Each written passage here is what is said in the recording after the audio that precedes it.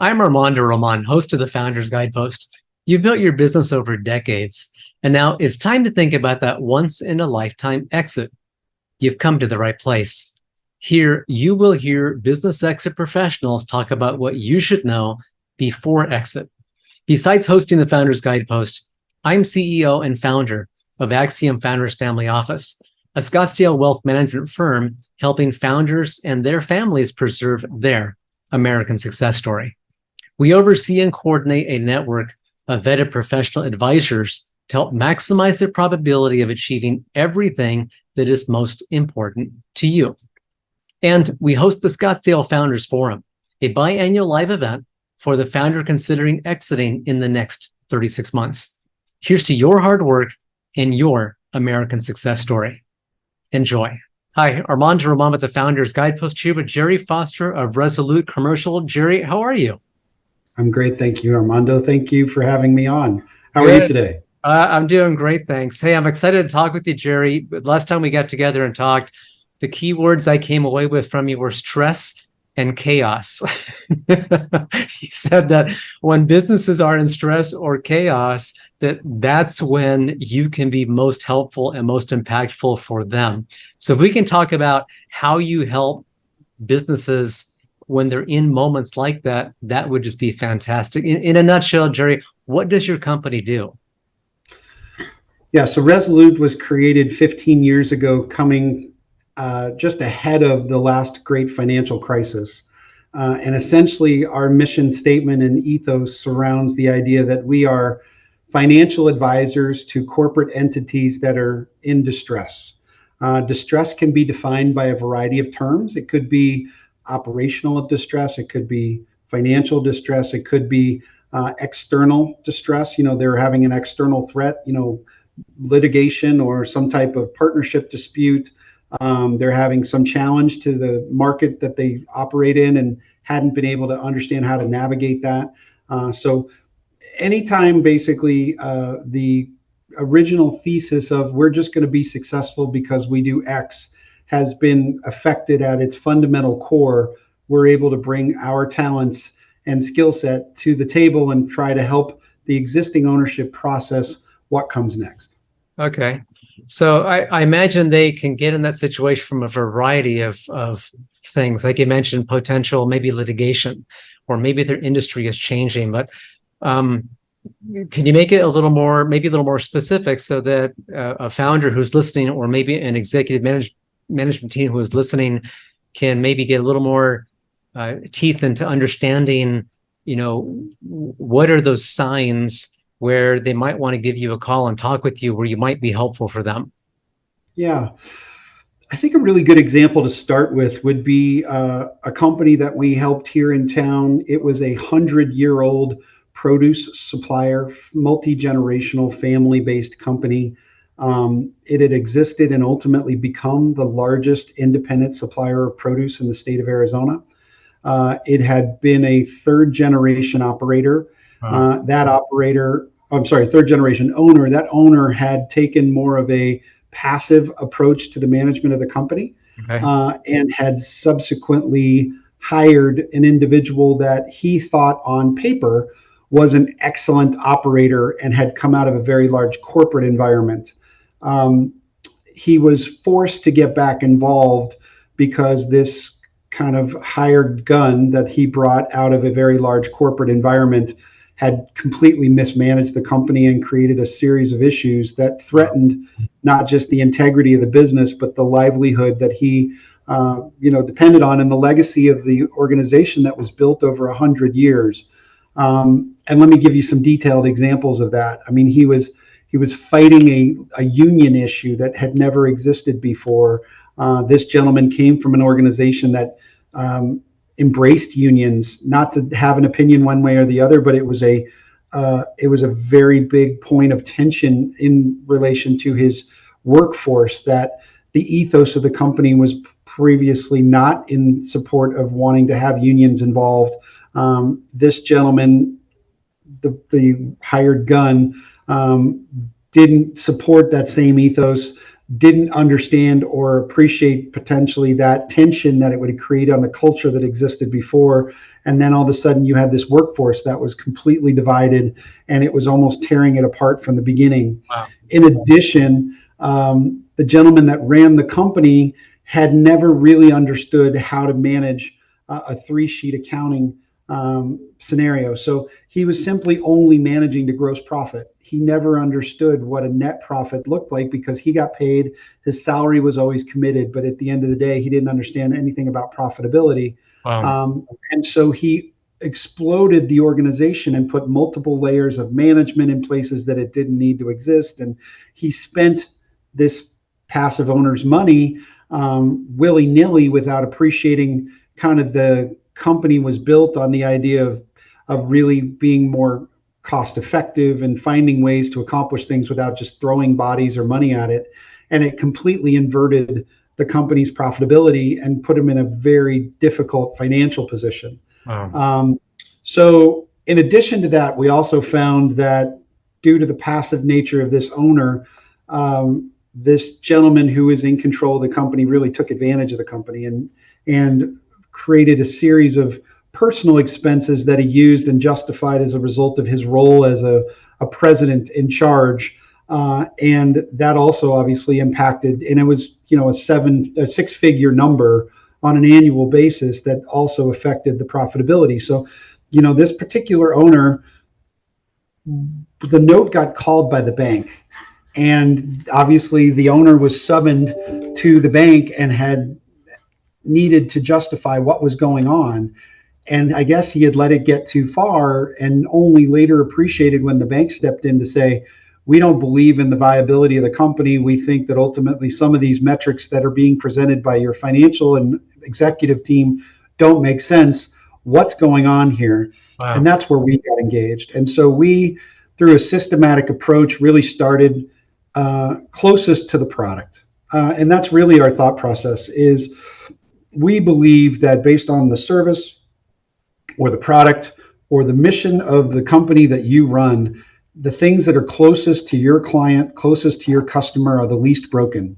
Those individuals work hard, they have a job, they need to know what their job is, and we need them to articulate clearly how they interact with the organization, what are they expected to do, and then from there we build back. And what we realized, and it's relatively consistent with many of the things that we do, is yes, there was some broken kind of mandates in terms of who does what and how, but at the end of the day, the issue really resided in that C-suite, and those folks were making decisions that were impossible for the individuals touching the customer or the product to fully comprehend. And they thought they were building this amazing archetype, and they were throwing tons of bodies at it, that all that it did is confuse the individual that was in charge of picking the produce off the shelves, to build the pick ticket, to load the trucks and get it in the hands of the customer. There were these really large initiatives like, oh, we should switch to this ERP system because it's going to change everything. But they didn't fully appreciate the chaos that would implement, in terms of making a big software change. Instead of running 2 softwares side by side for 6 to 9 months, which is probably a best practice, they literally had one software program they operated up until a Friday. Everybody came to the office on Monday and they were doing business out of another, and it completely destroyed their company. So again, many bad decisions that were rendered by someone who probably was given too much autonomy and didn't have the benefit of having a resume that looked like they knew what they were doing. But at the end of the day, really didn't understand accounting, didn't understand operations, and were more of a divisional president in a larger corporate structure that I think wreaked havoc on this family business. Thankfully, we were able to get involved, save it, and turn it around. But it took about 1.5 years of work. And it was no small task because of so many different places in the business had this perhaps negligent influence in terms of their, the hubris of this individual didn't allow him to see that he was creating the problems when others were trying to bring those solutions to the surface. He just thought he had all the answers and ultimately created more problems than was necessary. Well, I'm glad the company came out on the other end, good. And thank you for helping that third generation Arizona business continue to survive and thrive. I'm also Yep. glad that the bank threw up the red flag and said, "Hey guys, wait a minute, something's going on here. We need some help," because they called the attention to that third generation business owner, and then got you involved to help look at the company in its totality to see what's broken, what needs to get fixed, and how does that get done. And that's what your company came in to do, right? Yep. Yep. Yeah, we pretty much extinguish most of the external threats, either litigation or kind of market wise. We help them reevaluate the profitability and the segments of the market that they should focus and concentrate on. We executed a strategy to basically go after and win some great contracts that I think have provided a tremendous, kind of win behind their backs, if you will, towards the restructure. We readjusted costs associated with the company, got rid of multiple layers of management that appropriately didn't deserve to be there, and most importantly, exited the hired gun that created a lot of these issues and allowed the organization to have some ownership for itself, rather than kind of the culture had gotten just tremendously toxic. And so we were able to kind of turn it around and renew the spirit of what it once was, which was family owned, family operated. The business was an extension of the family, and therefore we empowered the owner to get back involved, and ultimately it's a great success story. I imagine the employees were happy to see you come in, and happy to see the third generation family owner come back in as well. So what you mentioned are just a variety of disciplines: operations, finance, sales, marketing, a lot of things there that you looked at, analyzed, and came up with solutions to help get them back on track. So the team that you have within Resolute sounds like it's a broad-based team. My question would be then, when you have specific, maybe industry-specific people you need to bring on board as part of your team, how does that work so that you can serve that client best? Yeah, so it's a great question, and we get challenged with this a lot. You don't understand our business, and I think largely that's true. I mean, we can't be experts in everyone's business. What we are experts in is managing chaos, absorbing liability, and providing a steady hand in terms of good decision making. One of the things we find most commonly applies to business owners in distress is that they are obsessed with the problems of the business, whether it's the bank has started to communicate with me that I'm behind on my payments, or they now have their attorney communicating with me to try to figure out a resolution. That becomes almost very myopic, and it becomes something they can't stop thinking about. And where the byproduct of that happens is that business owner takes his eye off his own company and gets fixated on dealing with this particular issue. And so then the company suffers. And so one of the biggest roles that we play is we compartmentalize these issues with regards to the bank and or their attorneys. We know how to speak with them. We understand what they're looking for. We understand the language under which they need to be communicated with, and the goals and perspectives that need to be shared.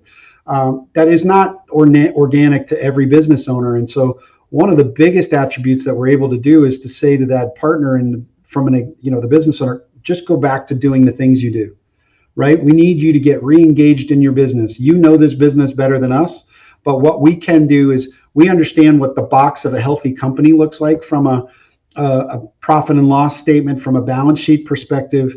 We're going to be involved very heavily in that kind of box.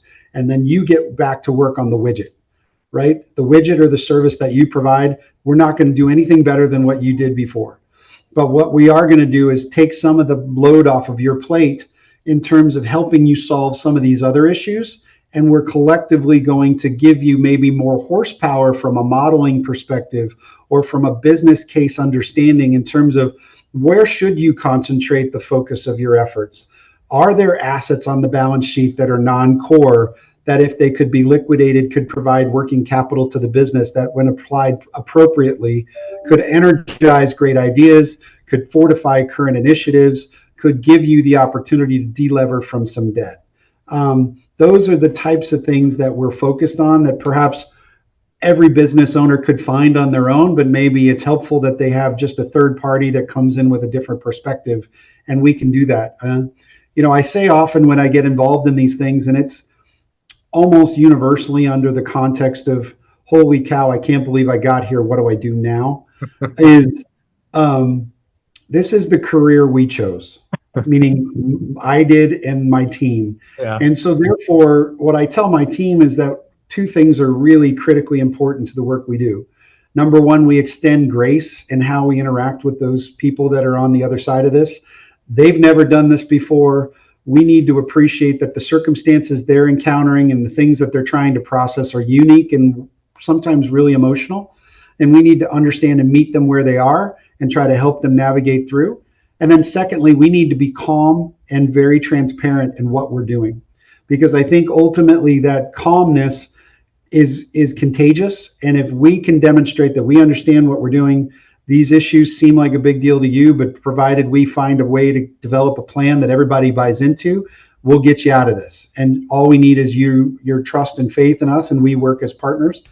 And then the other side of that is the transparency really works well in organizations. And I think people don't give enough credit to it, because the analogy that I use is that it's almost a universal truth. And I say that, and there's probably small exceptions, but if you have a relatively robust organization and there's issues at the top, whether they're financial issues or operational issues or existential issues, and the ownership typically takes the attitude of telling the company one thing and then worrying about their issues in a small vacuum or at the top of the ivory tower. The analogy I use is that it's like when you have a wife and a husband and they're not getting along and they maybe fight in the car in the garage. The kids still know that essentially there's a problem. And universally, the employees know when leadership isn't aligned. The employees know when there's operational issues with delivering, in the case of the example I brought up earlier, when issues about getting the product to the customer, or there's inefficiencies in the business, and then what that does is it ripples through the organization. If there's indecision at the top, there's indecision in the middle, there's indecision at the bottom, and that's not to be understated. So the concept of transparency is we present our plan to everybody. Now, it's appropriate for the level under which it's described, but everybody needs to be a part of the plan. And I think too often leadership neglects the opportunity to either ask for feedback from folks that are deeper in the organization, or ultimately get them to buy into a strategy that they feel convicted to. It feels as if they create this in an ivory tower and they roll it out, and they don't fully appreciate what the issues could be as it relates to the individuals doing the actual product or service. And so that's the thing that we try to do. We do a town hall. We really invest in culture. We try to do a better job of communication. And that usually goes a long way. And a lot of times those people feel in the dark. If they are a W-2 employee, there's certain basic truths that they want to know, especially in a distress situation. Do I have a job? What's the future of my employment? Most times they want to dig in, and how can I help? And a lot of times people are afraid to admit their challenges. And so therefore they don't engage maybe good thoughts or perspectives from other people on their team because they're embarrassed about the situation they find themselves in. And I think it's in those scenarios where the good ideas can come from a lot of different places. Many people want to help. And in the case of the example that I brought up before, there was great ideas. And we found even the individuals that we believed were transient employees, people that were making relatively minimum wage, they were so vested in the opportunity to kind of continue the legacy of the company, and they valued the opportunity to work for the patriarch of the company, and desperately wanted to be a part of the solution. That it was really inspiring and very empowering to see how everybody rallied around the opportunity. So it sounds like that town hall is the town hall part of the initial, when you first come into a company to understand what is really happening. Yeah, there's some kind of a symptom. Maybe the financials aren't looking right, or the metrics or something. There's some kind of a symptom. But to find out the problem, is the town hall part of understanding or finding out, identifying what that problem is? Yeah. We do.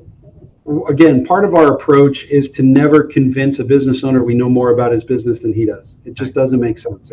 It automatically sets you up for failure. So what we do really for the first couple weeks of our engagement is that we are in active listening mode. We come in and we say, how did we get here? What do you think the issues are? What are places that we need to do better? What are things that we need to continue to do as you have been doing that maybe we're not emphasizing enough? And what are things we need to stop doing altogether? And then when you collectively have a bunch of different touch points in the organization, you bring that all back and you distill it down. And we're able to basically just show a mirror to the executive team and say, does this reflect where you think you are? And we heard this feedback, and here's a common theme we're hearing. And so to a certain degree, we think of our job, and it sounds kind of silly, but there's a big degree of Dr. Phil in the work we do. We're dealing with humans that are emotional creatures, and they like to feel connected and validated. And when you give opportunities for people to speak, I'm always surprised at what I hear. And when you then distill all those things down, you typically can find very quickly where the problems are. And so that's how we begin our discovery process, is that it's as much qualitative as it is quantitative.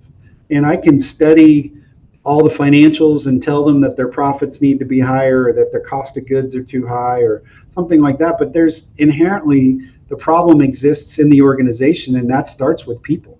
And then probably looks and revolves around process. And so when we start to look at it that way, the quantitative informs where we go, the qualitative informs what we do. Yeah, so your listening skills have got to be very, very sharp to be able to get those clues and those unwritten, that unwritten information to help you understand where to focus and where to look at, and really focus your time within that organization. Correct. Yep. Absolutely. And you'd be surprised. I mean, the executives are typically the most guarded, but when you get into the organization, many people are willing to kind of, in a trusted environment, they're willing to tell you a little bit more, and then you get a kernel here, and you use that as an opportunity to prompt a question with the next person, and then it just continues to get a little bit more developed in terms of a fullness of a thought or an issue. Yeah. You mentioned grace, and it made me think when you said that you are creating a safe place for them to open up to you. And it sounds like you're not blaming or finding fault or pointing fingers. Rather, you're listening, maybe with empathy, so that you can be part of the solution and help engage them to be a part of the solution as well. Yes. The other part of our core principles and how we go about this is that in order to earn trust, we have to extend trust. And so, getting people on board with who we are and what we do requires us to build a certain level of trust. And so therefore, it's incumbent upon us to absorb the information that they share and process it in a way that doesn't expose anyone individually, doesn't betray that trust, but it allows them to feel like they're heard. And as I go back to, I've talked about it in just the brief time we've connected. Many times individuals in the organization don't feel as if they've been heard. And so if we're able to give voice to their issue, and maybe it's not directly attributed to them, but the individual at the production level in a town hall, when we identify the issues we heard, feels like his comment was actually recognized, and it's something that we're going to focus on. That builds that trust, right? In terms of being able to recognize that, he had a hand in trying to give voice to the issues here. That makes him vested in the success, and it allows us to feel as if, he's a big part of what he or she is a big part of how we start to turn this around. Yeah. And I'm glad that you used the example of that third generation business, because that just goes to the point, or to show that even though a business may be mature, have longevity and that, they get into trouble too. Maybe opening a new line or new locations or making changes where they had to get some additional financing. It's not just the startup is trying to build and grow. It's the existing, maybe the mature business that also can get in trouble, bringing in new leadership, or as you mentioned, implementing a new computer system that maybe helps things go off track as well. Yep. Yep. And look, many of these decisions that are I mean, when you make a decision to move on from one software program to the other, given how important it is to the operation of any business today, it's not to be understated. And, the promise of what it can be is only realized as a result of the discipline of how well you prepare for it and how much everybody buys into it along the way. But there's a lot of pain and struggle, and there could be a lot of second order problems that come as a result of buying into the promise of what it could be. And I think in this case, that company wasn't prepared for kind of the issues that quickly manifested as a result of what they thought was really trying to propel the company forward. Over time, they got there, but ultimately it was a really hard run. And so Jerry, signs, the bank in that situation threw up a red flag, and that started the process.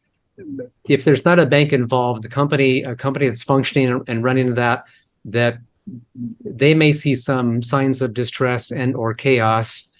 Other examples of what that might look like, where they might want to pick up the phone and talk with you?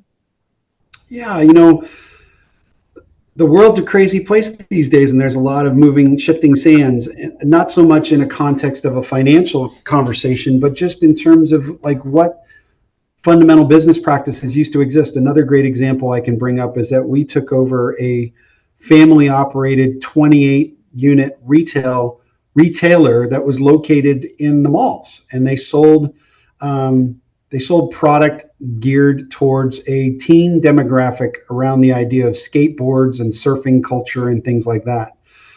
And they woke up one day and they were completely blown away by the fact that the malls had lost their favor and that online had become such a dominant force in selling product and opportunities. And it seemed interesting because when we were able to connect with them, it was probably 5 years ago. The internet was well defined, and the use of Amazon and things was not novel. But to a large degree, this group had existed on a very steady following. And as those trends related to individuals' dependence on shopping in a mall versus shopping online kind of changed, and people became more comfortable shopping online, this group didn't embrace it, and they couldn't get around it. And so in that example, it almost happened too late. And they didn't recognize the forces at work for them in the overall marketplace, and had believed that their customer base was loyal to them to a fault and would never leave them. And I think, unfortunately for this company, they weren't able to overcome those external forces. But again, the common theme that I see in terms of your comment about when can someone reach out, we would love to meet business owners at their earliest point of distress. And the reason why that's important is because the toolbox for us has the most amount of options at its earliest point. When you get to the point of this retailer where they were using an old trick in terms of just selling things through the mall. They had built an organization that wasn't able to be supported. The rents associated with their existence were simply too high. Their cost structure was overwhelming, and they didn't have another outlet to push the product. They were dead, and they didn't know it. And it ultimately all came up on them too quickly. If we would have gotten to them earlier and been able to kind of empower them to build an online presence and create a community that allowed them to have both a physical presence and an online presence. Again, these are not novel ideas. I'm not telling you that I'm an expert in building e-commerce, but we clearly could have dedicated their thought process around how did they want their image to show up and engage with that community. Could we have captured information from the customers that came to the stores to be able to follow up all very, very common things in today's world? But they were reluctant to accept it. They didn't think they needed it. They always thought everybody was going to buy their skateboard and paraphernalia and apparel through their stores. And ultimately, it didn't work out for them. So I think, whether going back to touch on those items, if you have a partnership dispute, if you have a inheritance issue, meaning like you're trying to pass it from one generation to the other, and you have multiple children at the bottom generation of which they're disputing who is in charge and how it gets divided. And we've been a part of a number of those types of opportunities where, the father in their best interests or their mother in their best interests are wanting to pass along a legacy company to their children. And, one person is involved in the business, the other person's not. They don't believe it's equitable. How do you, and by the way, we're not trying to wade into those waters, but the big thing that needs to be talked about is the company needs to exist so that there is something to kind of have a conversation about how do you divide equitably.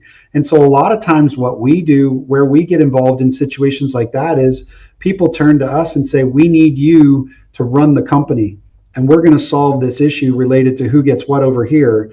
But, one sibling says we don't trust this one and the other sibling says we don't trust that one. So the clear answer is we'll just be an interim management group. We'll come in, we'll operate it.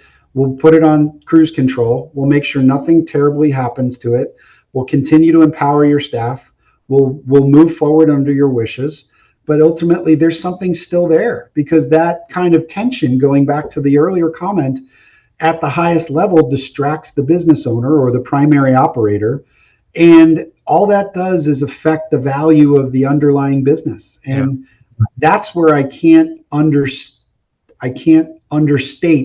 the impact of where distress usually lands and takes hold for business owners is that the burden that they carry and the distraction that it offers takes them away from what made them good or great.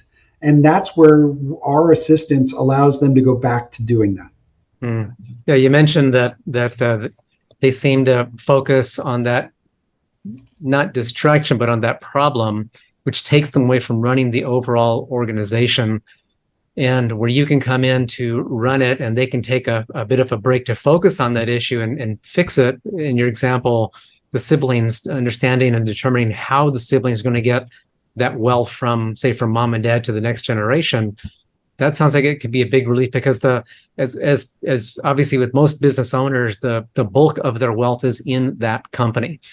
And if they take their eye off the ball or get distracted or go down the wrong path, then that wealth diminishes and diminishes to at some point where it just might break and there might be nothing left.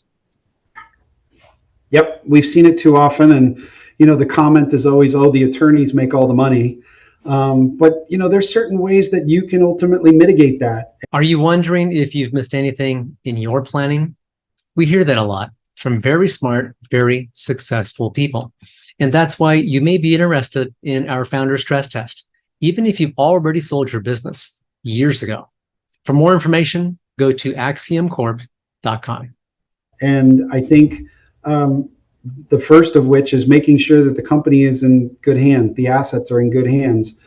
In the event that they're operating assets, how are they being administered? How are they being seen, such that you can solve these highly emotional issues between siblings, reach a point at which you come to resolution, and then we're happy to turn it back over and see how we do. Or, sometimes in the third case, there is no opportunity to kind of agree on who's going to run the company. So we can get involved in conducting a sale process to allow it to achieve its maximum value, under which then the proceeds get distributed equally based upon the siblings.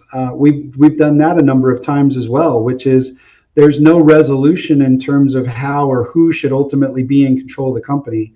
So the only resolution is, give it to a third party like us.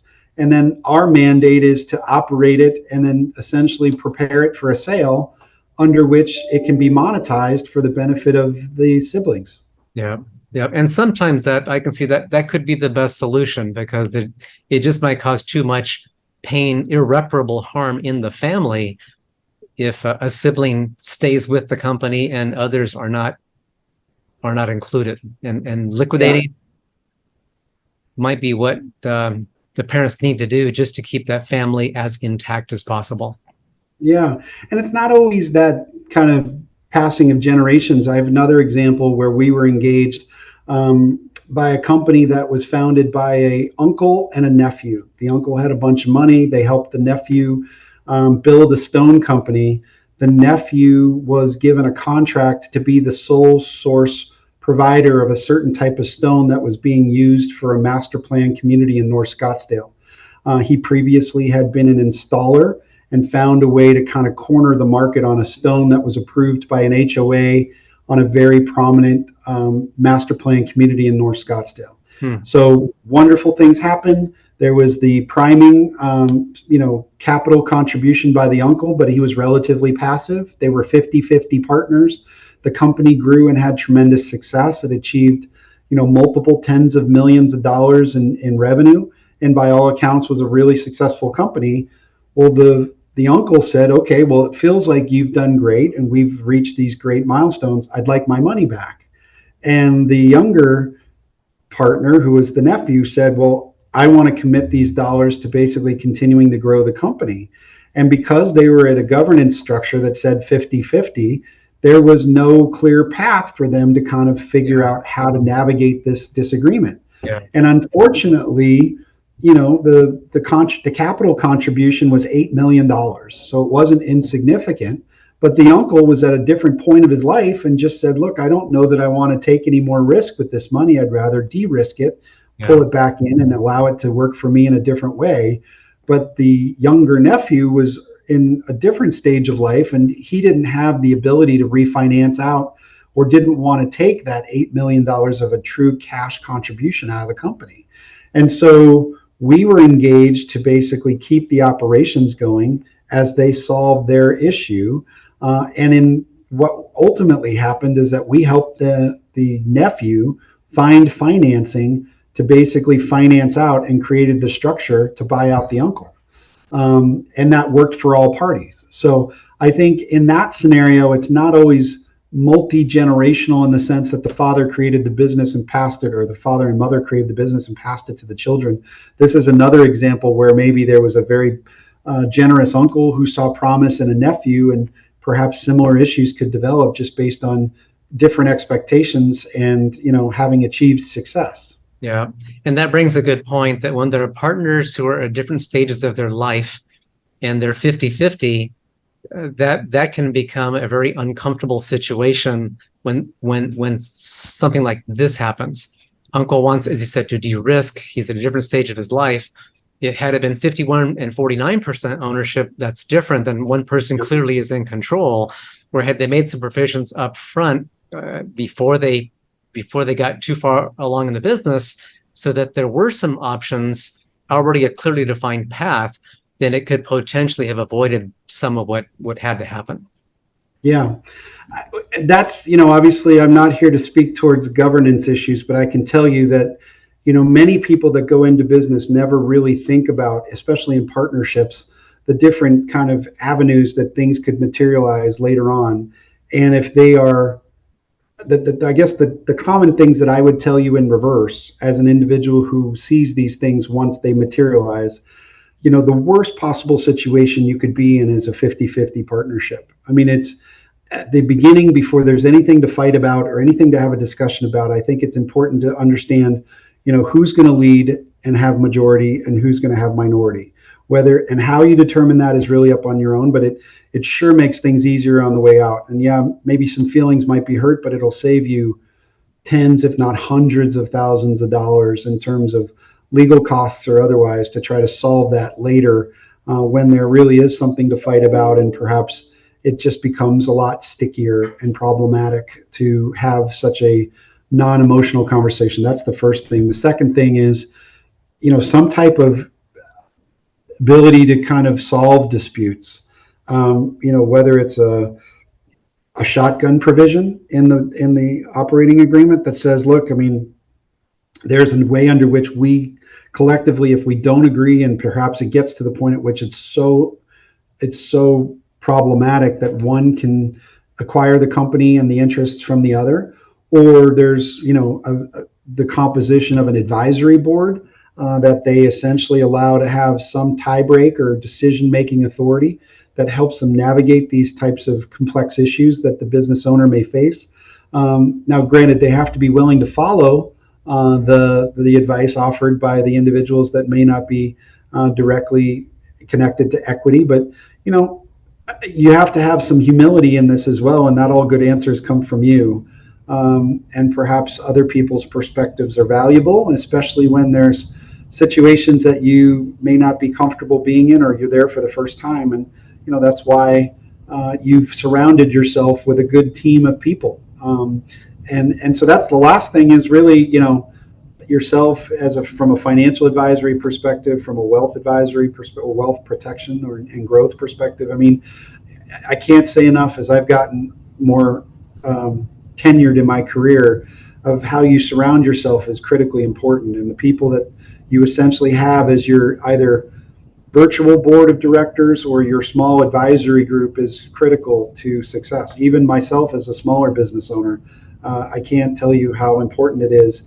And I don't have all the good answers. Even when I'm actually paid to help solve other people's problems, I need people to help me with mine as well.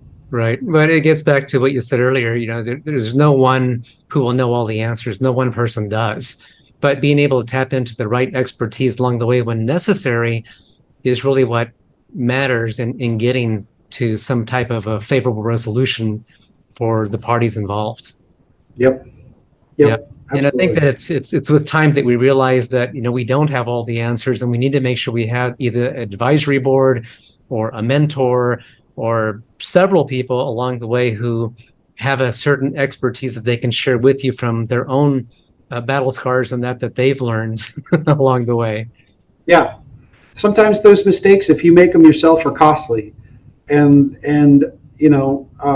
we've all made them. I mean, success is not linear, unfortunately, right? And so I think that's the big misconception about building businesses, is that it's not just as simple as a great idea and a bunch of effort. I mean, there's a bunch of different, it's not a straight up and down story. There's a lot of twists and turns to the road, and it's how you navigate those twists and turns and perseverance through the bends that essentially create the success stories on the back end. And everybody has them. But it's just how you navigate them and what you do in terms of when you are faced with the adversity, how do you respond? Right. And that makes a lot of sense. So it sounds like within the business cycle, Jerry, you can get engaged in the very initial part of the business cycle or towards the latter part of the business cycle, or really anywhere in between. But as you said, when there is distress and chaos, but it sounds to me like also what would be important is planning is always so important when you do things up front. As you mentioned, having that agreement, rather than a 50-50, have some type of resolution agreement built in before there's a problem. So even the distress and chaos, maybe when they find you or they look for you, I'm sure you can be helpful before they get to that point. As in your example with the retailer in the malls, before they got to that point, had they had a conversation with you, you might have been able to help them understand the bigger picture in the industry, and that e-commerce was coming, whether they liked it or not, and they had to prepare for it and make that part of their strategy going forward. Yeah. A lot of times as it relates to the conversation about distress, which is the thing that I'm able to speak to with the most amount of confidence. What people don't realize is that when they reach what's called the zone of insolvency, which means that the bills that are presented are not able to be paid in a current term, there exists a bunch of liabilities that potentially could create individual issues that could be greater than the company itself. Okay. And so if people are not aware of that, and they've essentially kind of tripped into this unknowingly, or as a result of, hey, I'm just going to kind of borrow a little bit from my vendors here to be able to, because next month is going to be better, or the month after that will be different. One of the biggest examples we see, which is a complete no-no, and unfortunately people do it, is that they borrow from their employees in terms of payroll taxes. And they don't make those payments to the government, when in fact you're withholding them from your employee's check. It's a responsibility of a corporate owner to make that payment to the government. And of all the federal agencies that we've worked with, the Department of Labor is the one that I would tell everyone not to fool around with. They view it as stealing. They view it as they are very aggressive in the pursuit of getting those dollars back. And it's typically the third rail. I mean, not to tell you that you should not pay any government entity. That's not what I'm telling you. But, can you work through some IRS issues? Yes. Could you work through some property tax issues? Yes. Can you work through some sales tax issues? Yes. Can you work through some payroll tax issues? No. I mean, it is pretty dry, pretty cut and clear. And it's typically where we tell people, look, you have to figure out how to pay your payroll taxes, or essentially you have to scale down your staff, because it's just nothing you want to gamble with because of the aggressive nature that particular Department of Labor takes when those issues emerge. Yeah, and that makes sense to me, because as you said, it really, you are taking money. The employer is taking money that came out of employees' paychecks and using it to run the business. I can understand what you're saying, that they don't like that. They don't look at it favorably, and they come down very harsh. That makes sense to me. Yeah. And look, I think almost every one of these business owners that we talk to that ultimately gets themselves in these situations are like, oh, I was just going to refund it, and it's just, I'll get back to it next month, or I'll be able to make it up. And the problem is, if you can't, again, this gets back to that concept of the zone of insolvency. If you knowingly are in a situation under which you're operating a company knowing that you can't pay your debts as they come due, this could essentially introduce personal liability for the directors or the officers or the ownership of the company.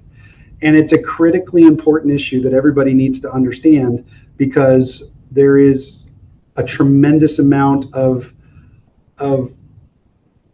you then change the dynamic. It's no longer a risk to the company, it's a risk to you personally.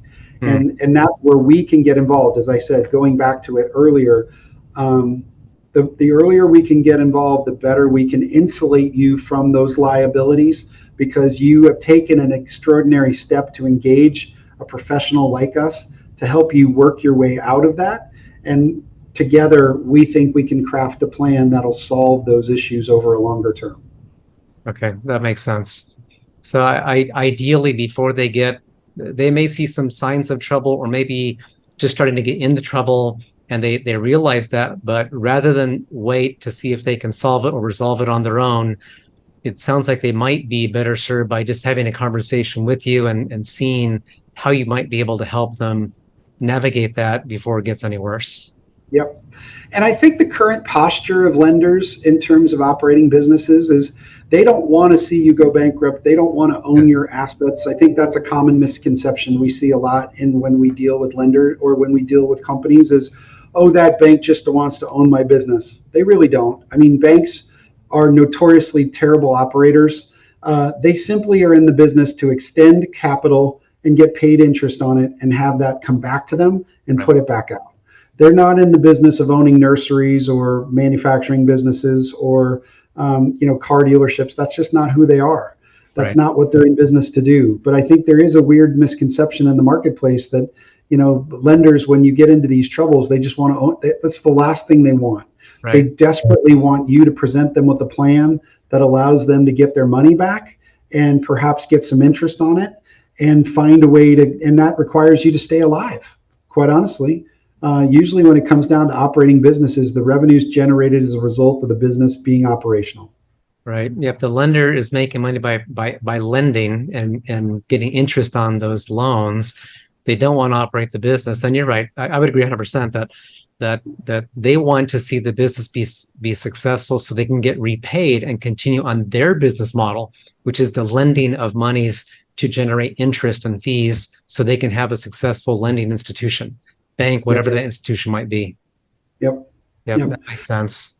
And, if you are faced with a challenge where you are dealing in a scenario where you're dealing with a special assets officer or you're dealing with a lender that's asking for more information than you're usually accustomed to, my general advice is to overwhelm them with transparency, right? If you have a problem in your business, let them know.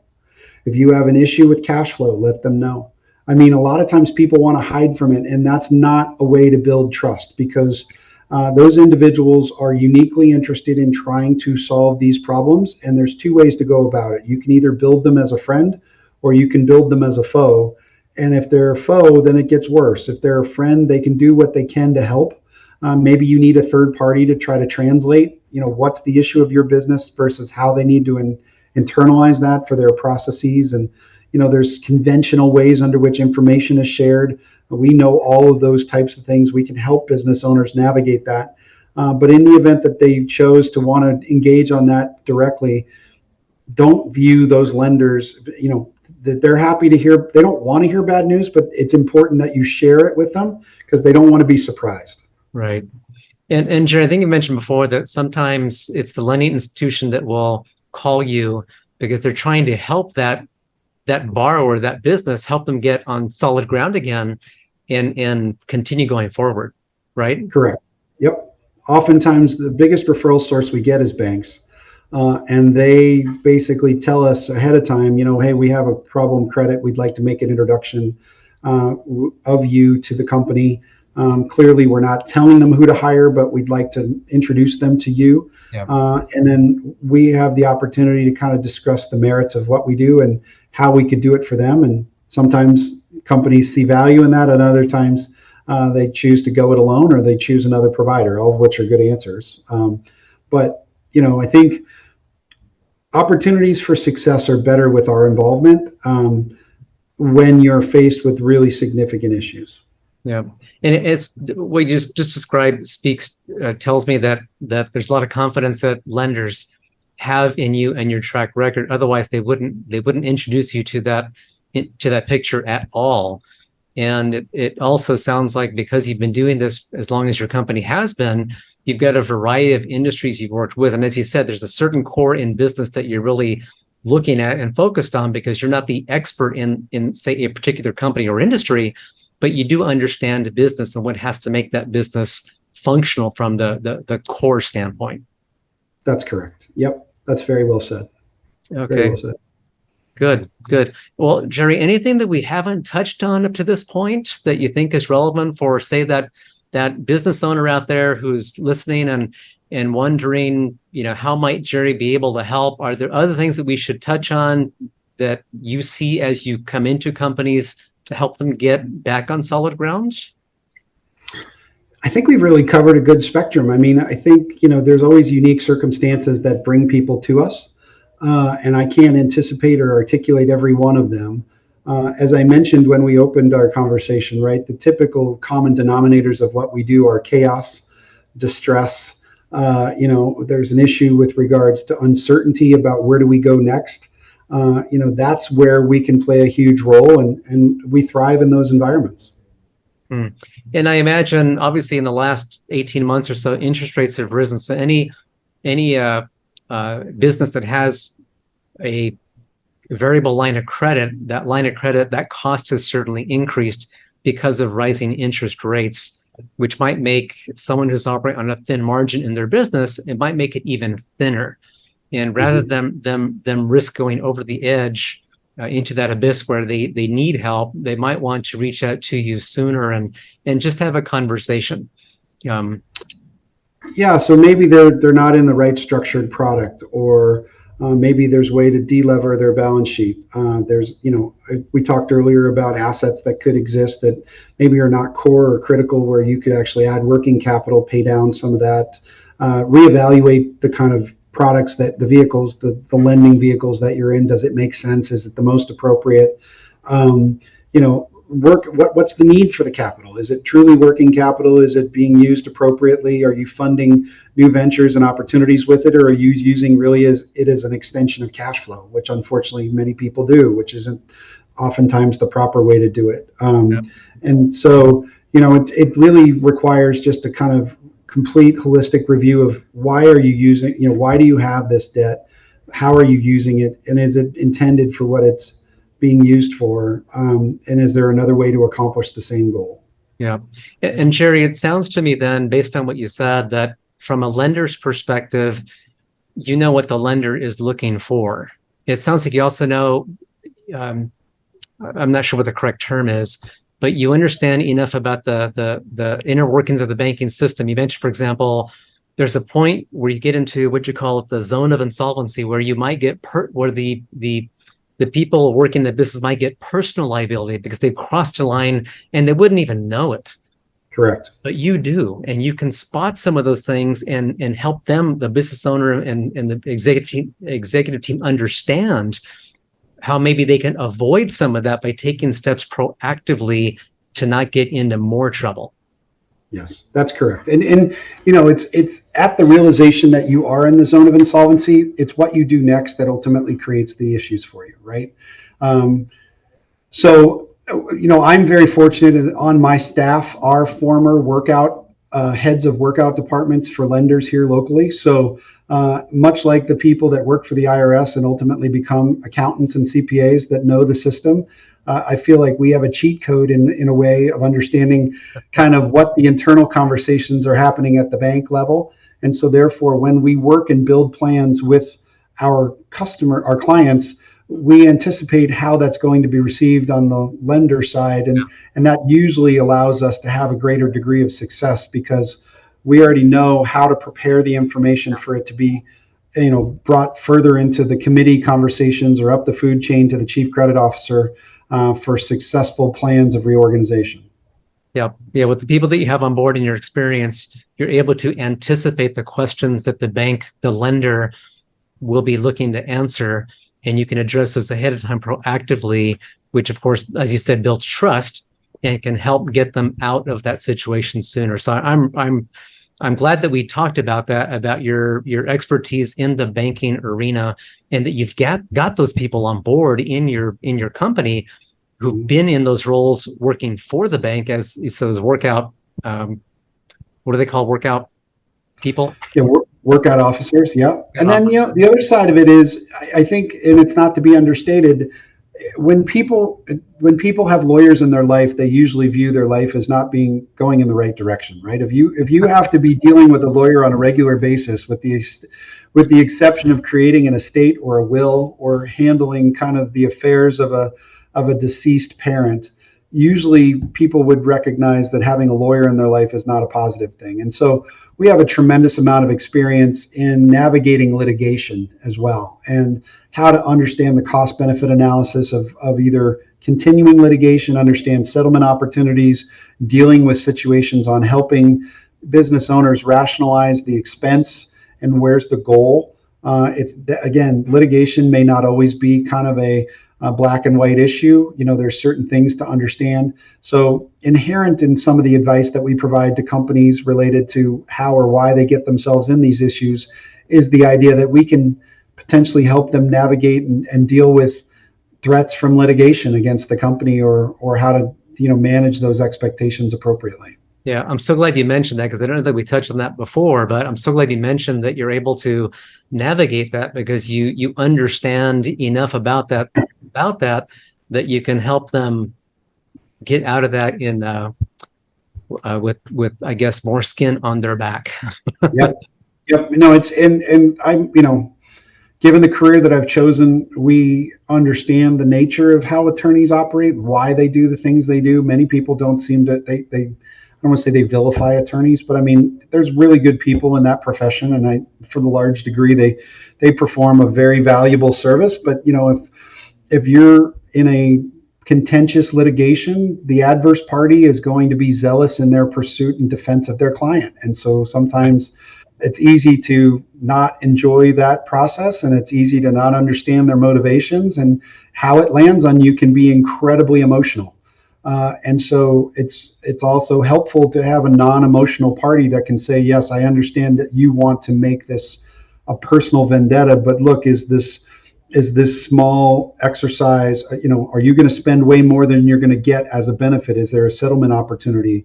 Is there a scenario under which you understand what the goal of this is? Are you able to kind of remove an impediment in the business operations? I mean, does your business run smoother, better, more efficiently as a result of getting this off your plate? That type of thing. Because litigation is a wildly emotional scenario, and many people don't factor that into when it happens, or in the event that there are counterclaims that come the other way.